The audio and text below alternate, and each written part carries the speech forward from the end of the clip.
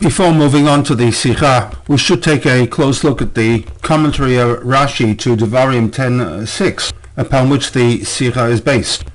A rather lengthy Rashi, to say the least. One that Rashi changes the format that he normally uses for the presentation of information. In majority of Rashi's commentaries to the Chumash text, he launches straight into the commentary, leaving the implied question to the individual studying the text. In this case, he begins the commentary with three questions. The first of which is Ma inyan zeh lekan. What is this inyan, this topic, doing here? This inyan is out of context.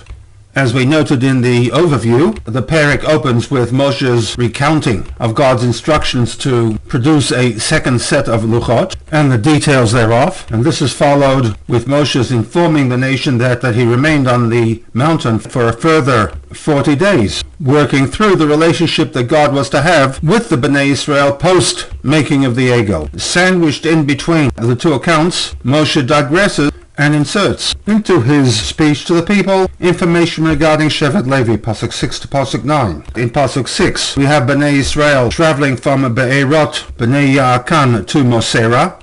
We are informed that Sham met Aharon. Aaron died and was buried there, and the religious leadership was transferred over to Elazar, his son. Moshe continues this digression in Pasuk 8, in which we have the selection of Shevet Levi, whose role included the responsibilities of the transportation of the Aron containing the Luchot, their role as Kohanim, Lifnei Hashem, and thirdly, their role was to bring a blessing to the nation.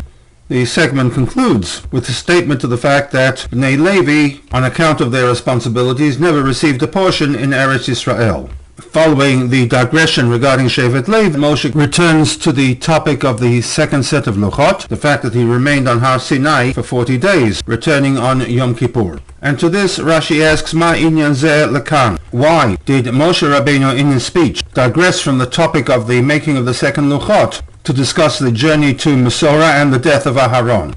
Question 2 and 3 the Rashi raises concern the contradictions between what Moshe says to the people and the facts as they are recorded in the Chumash.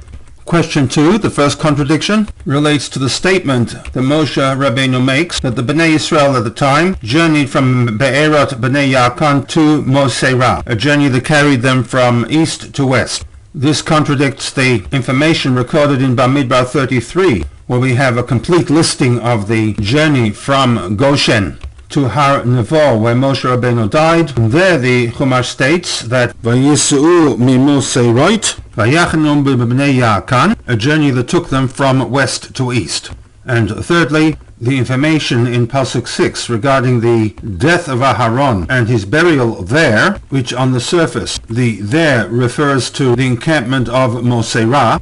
This conflicts with the information contained in Bamidbar 20:26, in which we are told that after ascending with Aaron and Elazar to the top of Har Nevo, at the end of the 40-year period, Moshe removes the Bigdei Kahuna from Aharon, transferring them over to Aharon's son Elazar, and it was there at Har Nevo that Aaron died. Vayamat Aharon Sham Berosh Har. And at this point Rashi launches into a very lengthy medrashic type attempt to reconcile the jaggedness of Devarim 10 Pasuk 6.